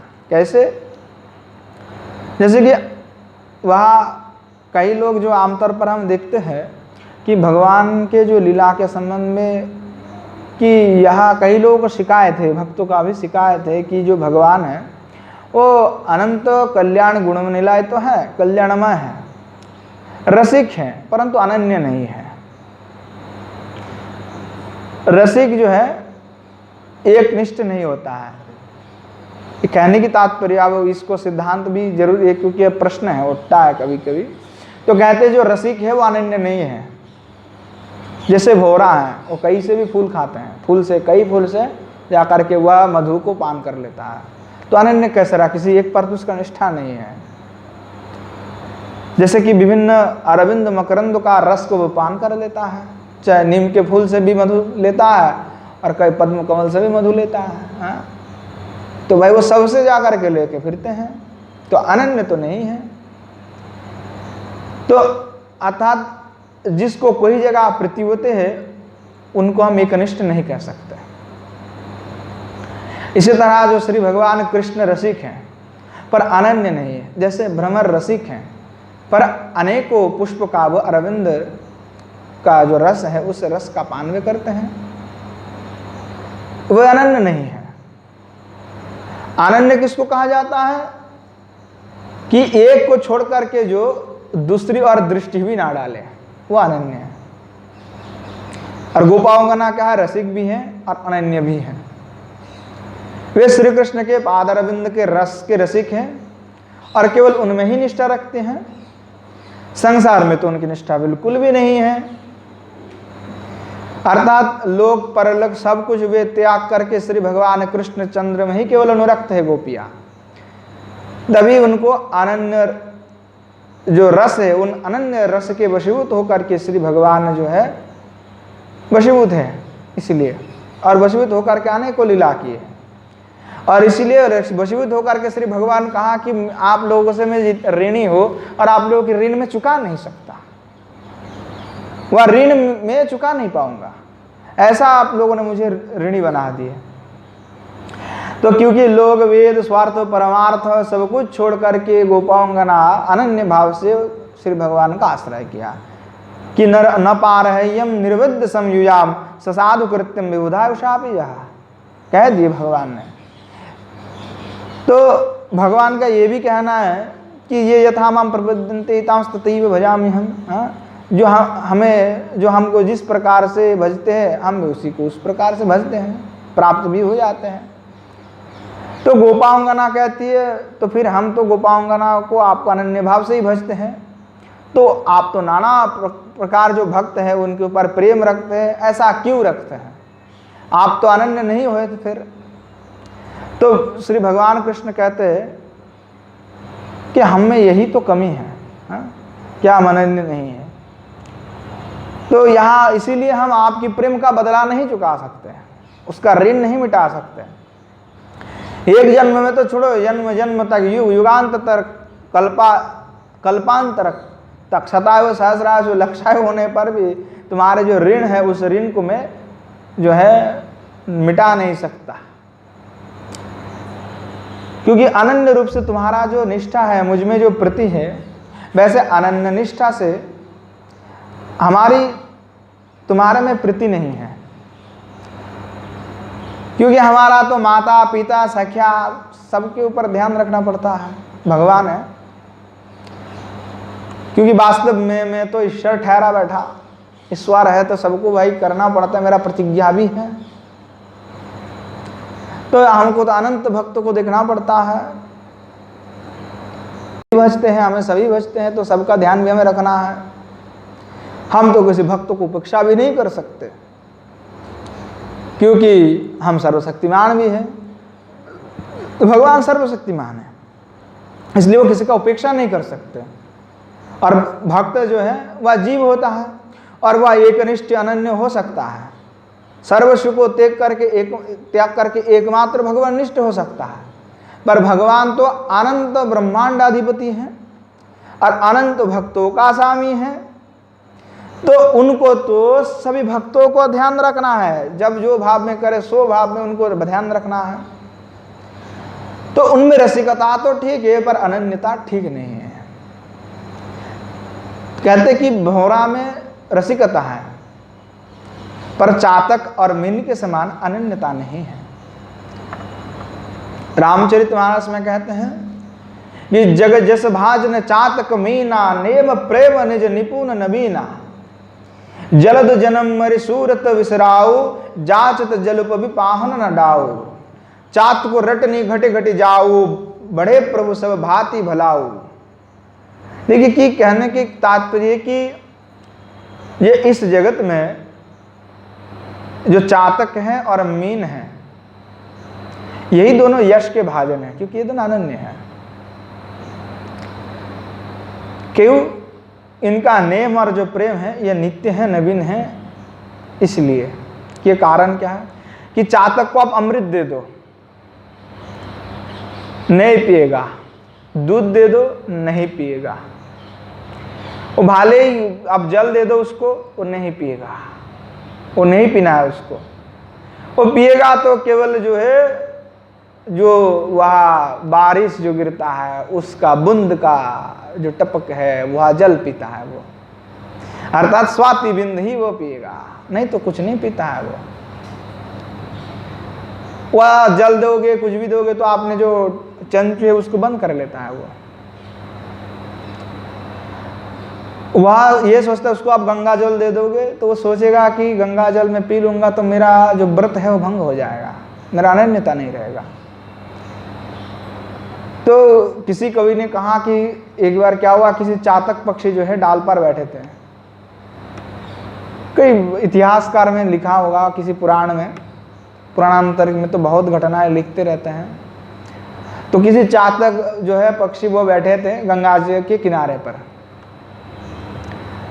तो वहाँ किसी व्याध ने उनको बाण मारा और व्याध की बाण से वहाँ व्यथित होकर के वह गिर पड़े। तो गंगा जी में गिर पड़ा तो गंगा जी मरते समय गंगा जल मुंह में पड़ जाए तो बड़ा ही भाग्य है, पर उसने अपना मुंह को ही बंद कर लिया और मरते मरते हुए आपने पुत्र से कहने लगे, क्या कहने लगे कि मेरा तर्पण करना है तो स्वाति बिंद से ही करना, इस गंगा जल से नहीं करना।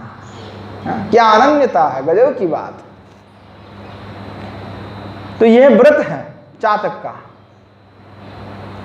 कि वह ना तो गंगा जल चाहता है ना उसको अमृत चाहिए, उसको चाहिए तो स्वाति बिंद चाहिए, कुछ नहीं चाहिए उसको। तो यह है व्रत, इसको कहते हैं व्रत। वो जो चातक है वह जिंदगी भर जीवन भर जो है भीख मांगता है। किससे भीख मांगता है पता है आपको? वो जल से भीख मांगते हैं, मेघ से, कि हाँ बारिश कर दो थोड़ा सा और उस बारिश के बूंद से जो जल पड़ेगा उसका मैं पान करूंगा, है? हमें थोड़ा कृपा कर दो। जलद से वो भीख मांगते हैं, पर जलद क्या करते हैं? वो जिंदगी भर भीख मांगता है। और जो जलद क्या करता है? मेघ ओला का वर्षण करता है। तो ओला तो खा नहीं सकता बेचारा, ओला बरसते, पर वह अपमानित होकर के, भयभीत होकर के जो चातक है वो पानी मांगना छोड़ नहीं देता, जल मांगना नहीं छोड़ता।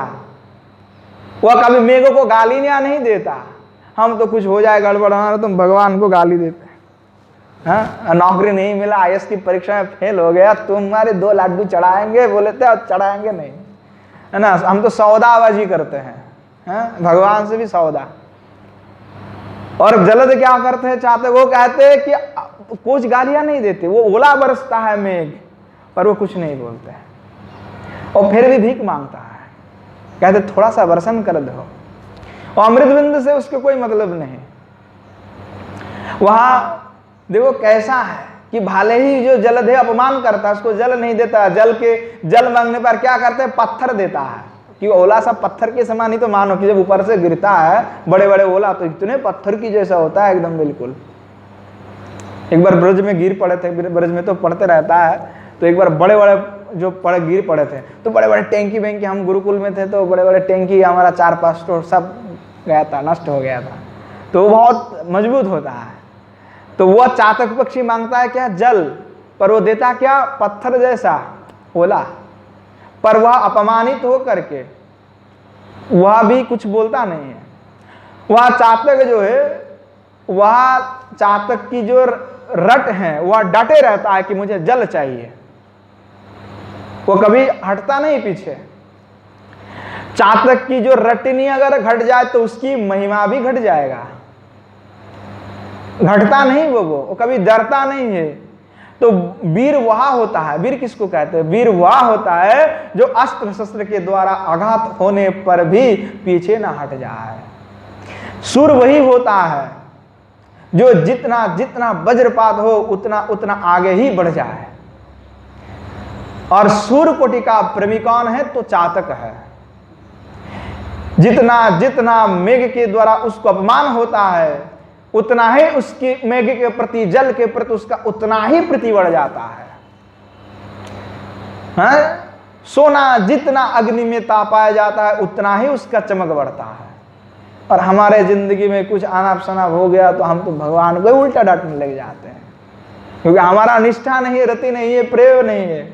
पर भगवान दुख देते, उस क्यों देते? ताप में तापित होकर के हमें उस प्रभु की ओर बढ़ना है। आप में कितने आपको तपा रहा है, किस लिए? आपको पवित्र करवा रहा है, क्योंकि पाप पुण्य जब तक है तब तक भगवान प्राप्त नहीं होता। पाप पुण्य का कार्य क्या है कि पाप और पुण्य से स्वर्ग तक जाते हैं। और क्षीणे पुण्य मर्त लोके विशंति पुनरपि जननम पुनरपि मरणम पुनरपि जननी जठरे शयनम। अरे भैया, ये जन्म चक्र की बंधन में पड़ना पड़ेगा। तो वहां स्वर्ग हमें जाना नहीं, हमें प्रभु की चरण प्राप्ति करना है, युगल की सेवा प्राप्ति करना है।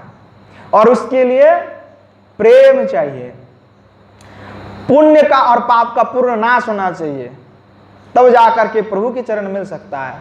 क्योंकि भक्ति किसी पुण्य से उत्पन्न नहीं होता, वो अहेतुक होता है, वो प्रभु की कृपा से होता है। प्रभु को जैसे जिस पे निष्ठा हो गया, गुणातीत हो गया कोई, तो उनके ऊपर प्रभु की कृपा कर। आगे प्रसंग आएगा इसका भी, बड़े सुंदर गजब का प्रसंग है। बड़े बड़े जो हमारा रावणाचार्य, माध्याचार्य, ये सभी जो कहते हैं उपनिषद से, श्रुति से प्रमाण दे करके, तो यहाँ कैसा गजब का चातक का जो है दृढ़ संकल्प है कि वहां डांटता नहीं, कोई वहां कुछ निष्ठा से हटता नहीं है। तो पाप और पुण्य का नाश आवश्यक है। जो आप भोग करते हैं, हमारे जीवन में दुख हो रहा है, हमारे जीवन में कुछ भी हो रहा है, तो अगर हमें भोग मिल रहा है तो हमारा पुण्य से मिल रहा है। अगर हम दुखी हो रहा है, हमारा पाप से हो रहा है। तो हमारे जो भोग हो रहा है कि दुख भोग कर रहा है, तो दुख भोग करना बहुत अच्छी की बात है, क्योंकि यहीं पे हमको पाप का प्रायश्चित मिल जा रहा है। बड़े लोग दुख, जो किसी को भोग मिलता है तो बड़े परेशान हो जाता है और भगवान को गालियां देते कि अरे भगवान, तूने हमको ऐसी बीमारी दे दिया, जिंदगी भर हमको तड़पना पड़ रहा है। पर भगवान वो क्या करेगा? भगवान ने तो कुछ किया नहीं है। किया तो आपने था जिसका फल आपको अब भुगतना पड़ रहा है।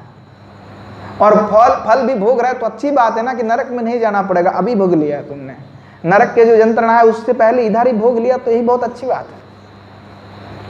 तो कहते हैं कि वहां जो यंत्रणा है आपने भोग लिया इधर, अर्थात आपका पाप नष्ट हो रहा है। तो यंत्रणा भोगना अच्छा कि बुरा है?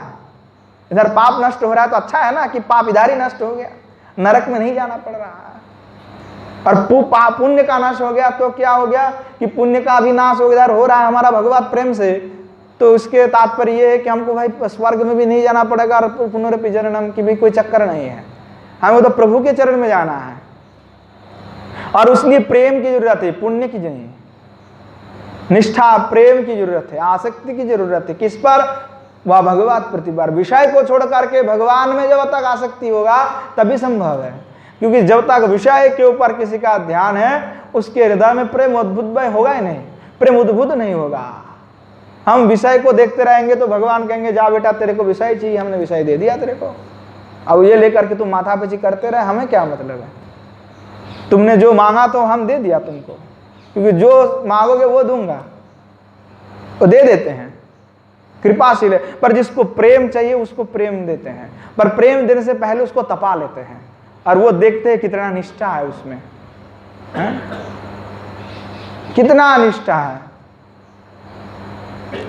भगवान तो उन्हीं के घर पहले उजाड़ते हैं जो भक्त बहुत ज्यादा होता है। देखते कि इसका सब नाश कर दूंगा तो कैसे ये मेरा भक्त बन के रहता है, इसका सब नाश कर देंगे, इसकी मन में जो इच्छा है, जो प्रवृत्ति है, जो वासना है, सब नष्ट कर देंगे। इसका भाई, बेटा, पुत्र, पत्नी सबको ले लेंगे, सब मरवा देंगे।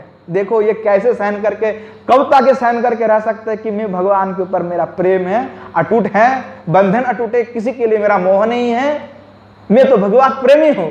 वो कब तक उसका निष्ठा है, कब तक देखते हैं भगवान। जब देख लेता है कि हाँ ये बंदे में ठीक है, ये निष्ठा है इसमें, तब जाकर के कहते लो आप अमूल्य प्रेम धन जो तुम इतने दिन से मांग रहे थे।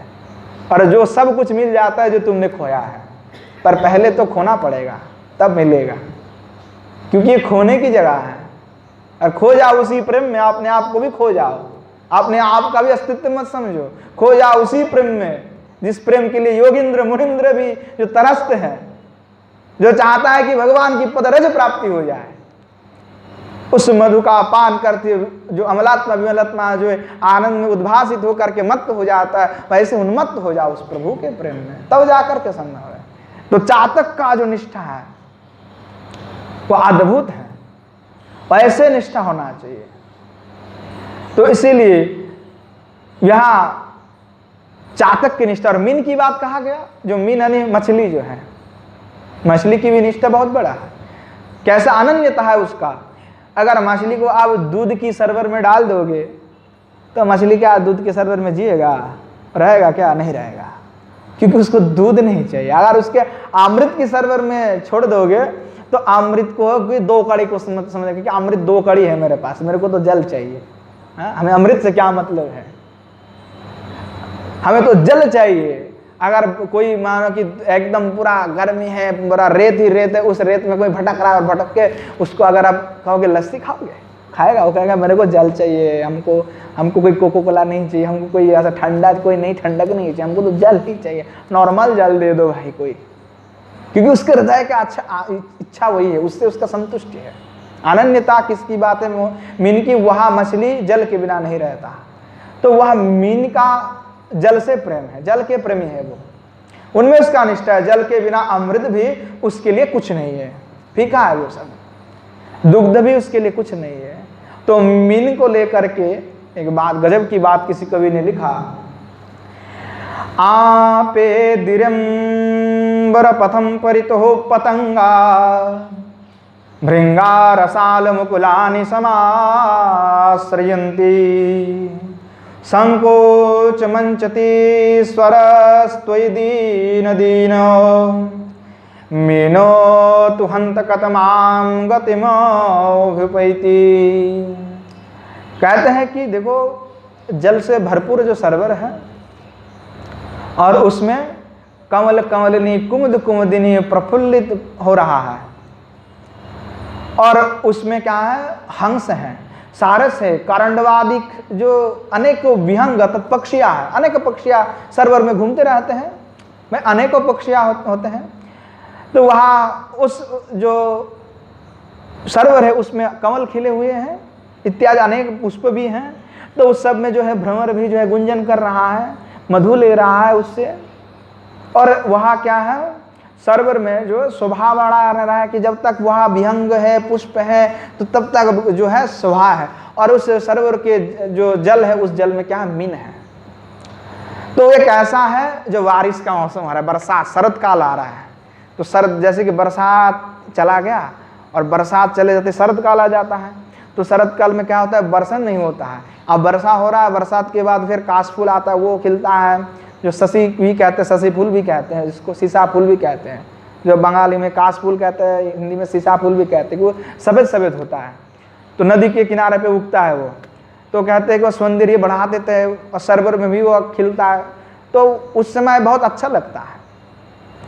तो कहते हैं कि देखो ऐसी अवस्था है, बहुत सुंदर फूल खिले हुए है, सब कुछ सरोवर जो बहुत सुंदर दिव्य लग रहा है। तो ऐसे काल जब चला तो फिर लौट करके ग्रीष्म काल आया, गर्मी के समय आ गए। तो गर्मी के समय जब आए तो क्या हुआ, जल जो है सूखने लगे, ग्रीष्म की दावदाह से, सूर्य की प्रखर जो ताप से। तो यहाँ जो हंस थे, सारस थे, वो सब छोड़ करके सरोवर को चले गए, क्योंकि अब तो सौंदर्यता नहीं है, जल नहीं, अब कहाँ, उनको तो जल चाहिए रहने के लिए। जो पुष्प थे कमल आदि, वो भी सूर्य की जो गर्मी है उससे उनकी जो नीचे जो कमल आदि के जो मूल जो होता है, वो ग्रंथि जो है वो नष्ट हो जाता है। तो नष्ट हो गया वो, कितना इतना गर्म है, जल पूरा गर्म हो रहा है। और क्या हुआ कि जो पुष्प नहीं है तो भंवरा आएगा नहीं, क्या लेने के लिए आएगा, उसको कोई काम थोड़ा है। तो वहां से भंवरा भी चला गया। तो ये सब जो है अच्छे दिन के साथी थे, जब अच्छा दिन था तब ये सब थे, पर जब जल घटने लगे तब ये सब छोड़ करके चले गए। अनन्यता नहीं है, निष्ठा नहीं है। तो हम क्या होता है, अपने जीवन में दुख आया तो हमने भगवान को छोड़ करके चले गए। अब तो भगवान को ही हम उल्टा समझने लगे, क्योंकि जीवन में दुख आया, कुछ कमियां हुआ, कुछ खमियां हुई, हमारे साथ कुछ बुरा हुआ, या तो हमारे साथ बुरा हुआ कि हमने किसी से बुरा किया था, इसीलिए हमको दोबारा फल मिल गया। पर हम वो नहीं सोचते, क्योंकि हम तो आत्मस्वार्थी हैं, हम तो अपने बारे में पहले सोचते कि मुझे क्या चाहिए, क्योंकि हम अपना पहले देखते हैं, विचार अपने ऊपर पहले करते हैं। हम दूसरे का विचार नहीं करते, दूसरे के विचार तो पहले करेंगे कि हमने कुछ नहीं किया, उसने किया था। हम यह नहीं कहते कि हमारी कुछ ना कुछ गलती थी, कुछ ना कुछ हमारी खामियां थे जिसकी वजह से ये हुआ है हमारे जीवन में, या हमने किसी कालखंड में किसी को इस प्रकार के दुख दिए थे जिसके कारण हमें आज उल्टा मिल रहा है।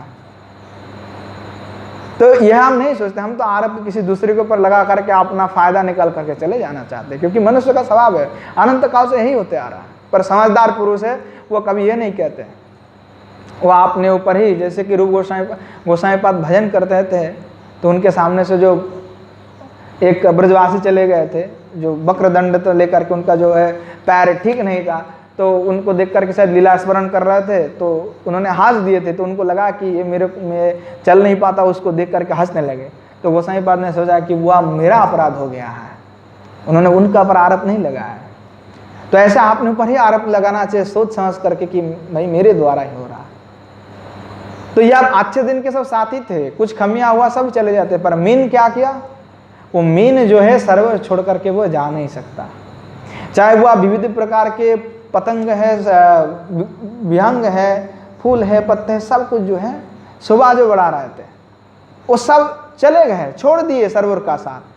पर संकोच मंचती स्वरस्तुई दीन दीनो मीनानुहंत कतमाम गतिर मभ्रुपैती। हे सरवर, मीन कहते हे सरवर तू सूखने लगा है, तेरे सब साथी छोड़ करके चल दिए हैं, पर मीन किस गति को जाए, कहाँ जाए हम, क्योंकि वहां तो तुझे छोड़ करके कहीं नहीं कहीं जा सकता है। तुझे सरोवर को सूखने से पहले यहां हम जो मीन हैं हम ही पहले सूख जाए, ये प्रार्थना है उसका, क्योंकि जल नहीं रहेगा तो मीन तो अपने आप ही मर जाएगा वो जिएगा नहीं। इसलिए अनन्यता जो रसिकता है और अनन्यता है वो अलग है। अनन्यता श्री मदन मोहन में नहीं है, ऐसा भक्त लोगों का शिकायत है कि मदन मोहन जो अनन्यता नहीं, हाँ, क्योंकि हमारे भक्त में भी अनन्यता कहा होता है, इतने होता है जो सिद्ध है उसमें अनन्यता है, पर पहले हमारे दशा में जब हम साधन भक्ति कर रहे हैं हमारा अनन्यता नहीं है। हम उस अनन्यता प्रेम अन्य अभिलाषिता शून्यम जो कहा है, अन्य अभिलाष से हम वर्जित नहीं है, हमारे हृदय में बहुत अभिलाष है, अभिलाषों का एक समुद्र है, लहर है, और अनंत जो हमारे में जो समुद्र के भांति जो हमारे में अभिलाष है वो बार बार कहीं ना कहीं हमारे हृदय पे उथाल आ जाता है, जैसे कहते बाढ़ आ गया हमारे हृदय पे उस अभिलाष को। तो भगवान से, मुनि से, ऋषि से, भक्त से, संत से हम जा करके कहते प्रभु हमारे घर वाले सही रहे हैं, हमको ये दे दीजिए। हम ये नहीं कहते कि महात्मा जी हमें यह कृपा करिए कि हमको कृष्ण प्राप्ति हो जाए, राधा की दासत्व प्राप्ति हो जाए, हमें प्रेम प्राप्ति हो जाए। हम जाएंगे प्रभु महाराज कृपा करिए व्यवसाय बड़े अच्छे चले। अरे महाराज जी क्या व्यवसाय देने के लिए बैठे हुए हैं, वो तो ऐसे ना चाहते भी कहते ठीक है, पर महाराज मन में ही दुख होता है, क्या बच्चा है जिंदगी भर व्यवसाय करते आ रहा है, पता नहीं कितने बार खोया होगा, पैसा गवाया होगा, कभी लाभ भी हुआ होगा, और अभी भी उसी में पड़के हुए हैं।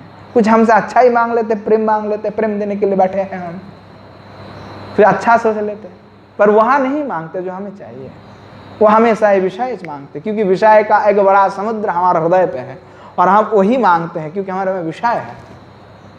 तो जबतकाल विषय है तबतकाल प्रेम नहीं है, जब प्रेम उत्पन्न होता है तो विषय छूट जाता है, यही प्रेम का लक्षण है। अगर किसी को प्रेम प्राप्ति हो रहा है तो कैसे समझे कि प्रेम प्राप्ति हुआ, तो वो समझना चाहिए कि जिनके हृदय पे विषय का कोई चिंतन ही नहीं आ रहा उसको प्रेम प्राप्ति हो चुका है। तो यहाँ भगवान के ऊपर भी कोई जो है लोग भक्त लोगों का थोड़ा शिकायत है कि भगवान अनन्य नहीं है, पर श्याम सुंदर में रसिकता तो है, पर जहाँ भक्त के हृदय बिंद खिला वहाँ उस मकरंद के रस पान करने के लिए वे पहुँच जाते हैं, क्योंकि कोई मातृभाव से कर रहा है, कोई वात्सल्य से कर रहा है, तो कोई सख्य से कर रहा है, तो उन्हीं उनके पास चले जाते हैं, ऐसा लोग कहते हैं। क्योंकि दूसरी तीसरी चौथी जगह पहुँच जाते, जैसे भ्रम हो रहा है, वो एक पुष्प से दूसरे पुष्प, दूसरे से तीसरे, तीसरे से चौथे, कई तो नीम की फूल पर जा करके मधुपान करते, तो कभी आम के, तो कभी कमल के, जो जहाँ पे उसका मन लगे वहीं पे जा कर करते, पर वहाँ अनन्यता उसमें नहीं है। पर मीन में और जो है चातक में अनन्यता है। तो अनन्य निष्ठा मधु उस कोटि में नहीं आते, अनन्य जो निष्ठा में। तो भगवान जो कृष्ण है वह भी अनन्य नहीं है, वह अनन्य नहीं, ऐसा भगवान का ऊपर जो है भक्तों का शिकायत है। पर क्या भगवान अनन्य नहीं है? अवश्य ही अनन्य है, उसका पूरा सिद्धांत है, विस्तारित आज समय हो चुका है तो हम कह नहीं पाएंगे। अनन्य जो भगवान है उसका माध्वाचार्य ने, रामानुजाचार्य ने, हमारे महाप्रभु ने, ये सभी ने अनन्यता स्वीकार की। श्री भगवान जो है अनन्य है, बिल्कुल अनन्य है, और अनन्य उन्हीं के पास है जो अनन्य भक्त हैं। जो आप अनन्य नहीं है तो भगवान भी अनन्य नहीं है, वो तो अनंत रूपधारी है और अनंत भक्त को प्रेम देने के लिए तत्पर है। जो भी उनको जैसे मांगेगा वो उनके पास वैसे ही जाएगा, पर उनमें अनन्यता है क्योंकि वह एकमात्र किशोर जी की वश्यता है, उन पर किशोर जी की ही वश्यता स्वीकार करके हुए हैं। क्योंकि राधा रस सुधानिधि में प्रसंग में ही ऐसी बात कही गई है कि श्री भगवान अनन्य है। प्रवादन सरस्वती बात ने वह कहा है कि यह अनन्य है, कृष्ण रसिक है, साथ में अनन्य भी है, इसीलिए वे केवल राधा रानी को जानते हैं और किसी को नहीं। इसीलिए वह श्री जयदेव गोस्वामी भी लिखते हैं कि देही पद पल्लव मुदारम। श्री भगवान कहते देही देही, आपका श्रीमती किशोरी जी आपका चरण जो है मेरे मस्तक पे रखिए, आप दीजिए, मैं अपना मस्तक को धारण करना चाहता हूँ। इसलिए वह भगवान क्या है, तो ईश्वर है, वह भगवान है। तो इसीलिए अनन्यता के जो विक्षेप में है वो, क्योंकि ईश्वर अनंत ब्रह्मांड के अधिपति हैं, अनंत उनके भक्त हैं, तो किसको भक्त, कौन भक्त को भगवान छोड़े और किसको रखे, किसी को छोड़ नहीं सकते। इसीलिए वे किसी का पक्षपात भी नहीं करते, सबको प्रेम करते हैं, किसी को ठुकराते भी नहीं हैं।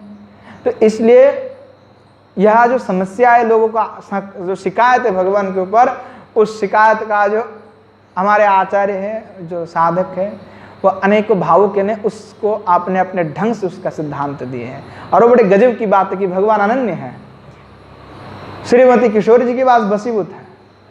इसलिए कहा कि जो श्रीमती किशोरी जी हैं उनकी सेवा किए बिना वहाँ श्री भगवान को प्राप्ति ही संभव नहीं हो सकता। इसीलिए किशोरी जी की बड़े महात्मा है, क्योंकि उनकी पदारविंद को पाने के लिए जो भगवान त्रस्त हैं, और उन भगवान को पाने के लिए योगिंद्र मुनिंद्र त्रस्त हैं, कि वह हमें आपका पद मिल जाए। तो किशोरी जी के पद को पाने के लिए कितनी तपस्या करनी पड़ेगी, कितनी त्याग करना पड़ेगा, कितनी तितिक्षाएं की आवश्यकता है।